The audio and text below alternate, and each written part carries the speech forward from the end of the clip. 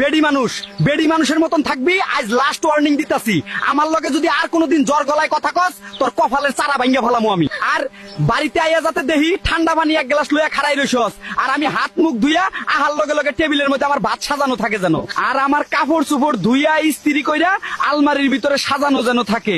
বাড়ি ঘর আয়নার মতন জকমক করণ লাগবো। আমি জেডি কইছি, একটা কথারও যদি উল্টা পাল্টা হয়, তোর একদিন আর আমার একদিন। মনে রাখিস, কথাটা মাথায় রাখিস, দ্বিতীয়বার যেন না কওয়া লাগে। কি কও, কুদ্দুস ভাই তার বউর সাথে এমন ব্যবহার করে আর এরকম কথা কয়?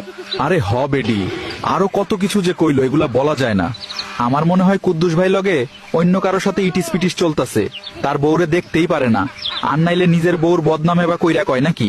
তাগো আসলে আমাগো মতন মিল মহব্বতেই নাই, খালি ঝরগা করে। ও সরো আলাপ করতে করতে ভুইলাই গেছি, এইখানে হুরবার বাহির হইছে। চা খাইবা? বানাইলে বানাও, দুইজনে মিলে খামানে। আচ্ছা তুমি ঘরে যায় আরাম করো গা, আমি একটু হুরা দিয়া চা বানাই লই আইতাছি।